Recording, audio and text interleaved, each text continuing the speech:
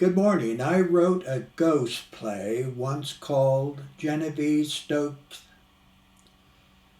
Good morning. I wrote a ghost play once called Genevive Stickney's Ghost in the year of 2013.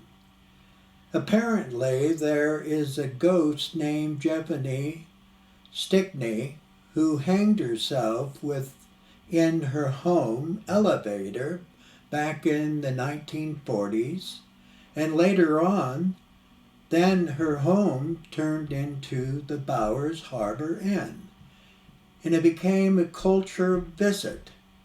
And some say that they saw Genevieve Stickney's ghost, so I wrote the play and finished it. And later on, I found out that Genevieve Stickney's never hung herself, but she had died at the Pantlind Hotel in 1947 in Grand Rapids, Michigan.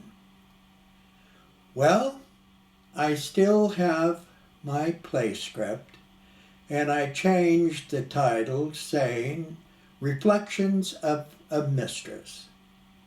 The three principal actresses is Genevive Stickney, Frances Wellington, and Marybeth Hazelworth. And later on I found out the very true mistress in this story in Traverse City, Michigan in 2013.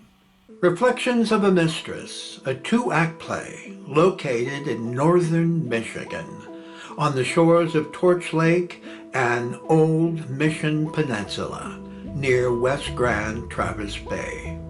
It opens in the year of 1959. Jim and Fern have purchased the old Stickney mansion and have renovated it into a restaurant calling the Bowers Harbor Inn. Shortly after their grand opening, odd events began appearing to their hired help and customers. Perceiving them to be supernatural activities, a friend of the owners contacts a Chicago magazine, the Great Lakes Paranormal Society, inviting them to investigate.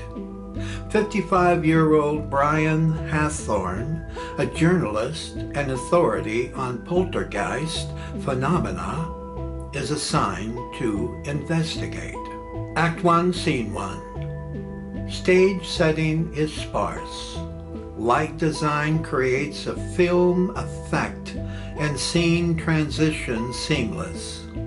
The stage is black. The sound of an approaching car is heard coming to a stop. The engine is idling and then turn off. The lights raise slowly on Brian Hathorne, a handsome man attired in gray slacks, white long-sleeve shirt under a loosely fit coat, and wearing a fedora. He's standing at a public telephone as he begins to dial. A telephone rings at the opposite end of the stage from where he stands, with the light slowly bringing the phone in view. Entering to answer it is an attractive middle-aged woman. Her name is Frances Wellington, wearing an extravagant summer dress. She calmly lifts the receiver to her ear. Hello? Hello, can I speak with Marybeth Hazelworth, please? I'm sorry, there's no one here by that name. I'm Brian Hathorne, a journalist from Chicago. I was told she could be reached at this number. Whoever told you that was mistaken. This is the Wellington residence. It's been my home for over a decade. I'm sorry I can't be more help to you today. Goodbye. Wait a second. I've checked county records and Marybeth Hazelworth is listed as a legal owner of your house. You know that, don't you? Yes, but why is that any concern of yours? It's important that I find her. Would it be an imposition if I stop by, Mrs. Wellington? I'd like to ask a few questions about her and also about a Mr. Charles F. Stickney. Francis Stickney? Yeah, you know him? No, I don't, but why are you looking for Miss Hazelworth? I'm an investigator for the Great Lakes Paranormal Society magazine. I'm up here doing an article on paranormal activities at the Bowers Harbor Inn. Mary Beth's connected to it somehow, and that's why I need to talk to her. Why do you need to talk to me then? Because you live in her house, and I think you know where I can find her. I've told you I don't know her. I recently spoke with David Bernstein, a mail carrier who delivered letters to your address between 1945 and 1953 from Laura Dillingham to Marybeth Hazelworth. Do you find that strange? I do. You were living there during that time, weren't you? Are you still there, Mrs. Wellington? Yes. What did you say your name was? Brian Hathorn. Mr. Hathorn, this is very unusual, but I can see you within the hour. Do you need directions to my house? No, I've got your address. How will I know you are who you say you are? I have credentials, and I'm wearing a tan fedora. All right, then. I'll see you shortly. Goodbye. Yeah, see you then. Lights dim on Frances and Brian as she hangs up receiver, then goes to black. Within moments, sounds of an approaching car are heard. Lights rise on him as he stands knocking on her front door, with lights soon rising on Frances Wellington as she crosses to greet him. Hello, Mr. Hathorn. I'm Frances Wellington. You said you had credentials to show me? He pulls his driver license from his wallet. Sure. Here's my driver's license. And if you want to see my union card, I've got that too. No, this will do, thank you. Please come in and follow me to the living room. We can talk in there. There are 2 chairs at a small table she motions him to sit as he looks around the room. Nice home you've got here. I love that oriental carpet. Oh, must have cost a fortune, right? Well, it was a present from my husband, and knowing him, it was very expensive. See, I knew that. I got an eye for things like that. Oh, hey, who painted the portrait over the fireplace? Stunning. It's got a lot of class. Thank you. It was my late husband just before he passed away. Oh, I'm sorry to hear that. Would you please sit down? I made coffee. Do you care for some? Sure. I have it black, please. Excuse me while I go to the kitchen. Make yourself comfortable. I'll only be a minute. She exits as he stands looking out the window. Hey, it's been a long time since getting out of Chicago, Mrs. Wellington. It's my first trip up here. It sure is quiet. I like that no honking horns or busy streets. And everywhere you look, there's a lake. What do you call the one outside your window? She enters carrying a tray holding a pot of coffee and 2 cups. It's Torch Lake. The Indians called it Place of the Torches. But you're not here for anthropology classes, are you, Mr. Hawthorne? She hands him his coffee and sits. No, but I'm a real sucker for a good story. Thanks. It's nice and hot. Thank you for the coffee. Before we begin, I have one condition. Please don't ask any questions regarding Mr. Charles Stickney. Sure, not a problem. I've got other things to ask. So what is it that you want to know? What happened to Mary Beth's letters? I sent them back to the post office. Apparently, the woman sending them wasn't aware she no longer lived here. Don't you find it odd that it took her 8 years to figure that out?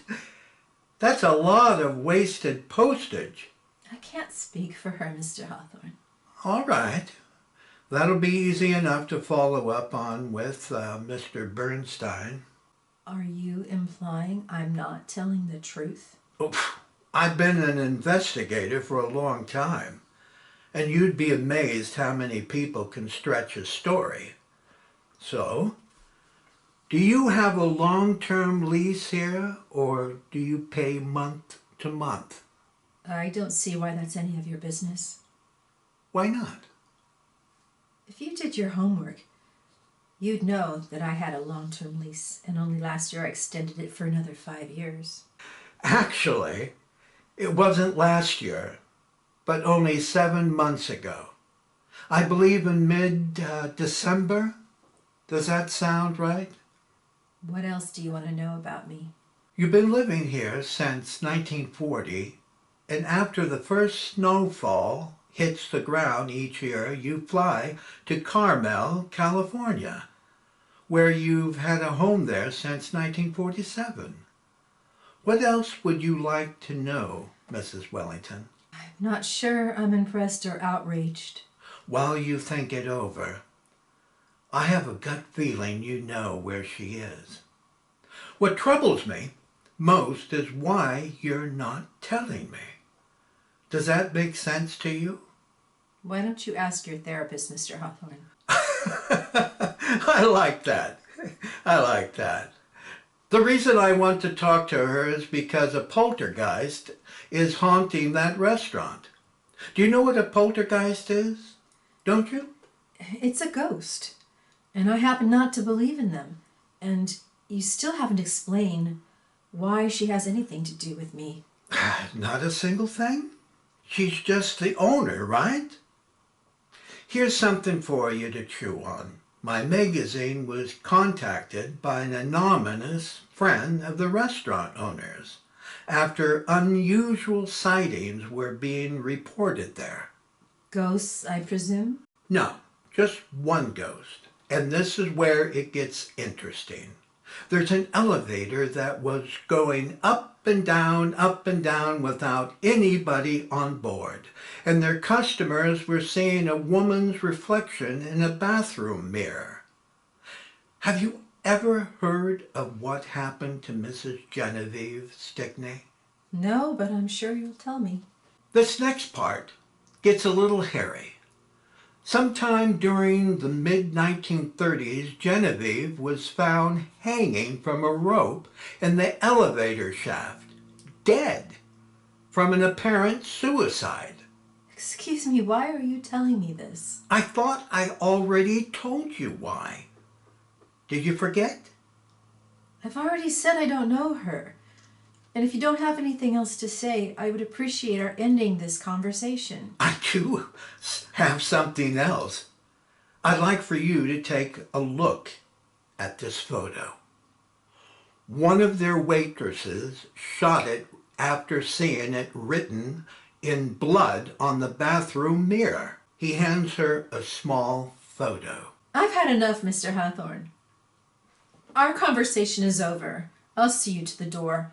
We were just getting started. I would appreciate your not contacting me again. Do you understand? Sure, but before I go, I'd like to say something. I think you've said enough. Mrs. Wellington, I'm an authority on paranormal phenomena, and that name on the mirror is Marybeth Hazelworth. And you just saw it plain as day. A ghost did that. The waitress could have been disingenuous, creating a hoax for her own amusement. Sure, that's possible, but why her name? Why not Betsy Lou or Margie Ray? Come on, you know as well as I do. That's not how it happened. Which leads me back to you. I don't believe I have anything to do with this, Mr. Hawthorne. Would you please follow me to the door? I think you do. And I sense there's something you're trying to forget.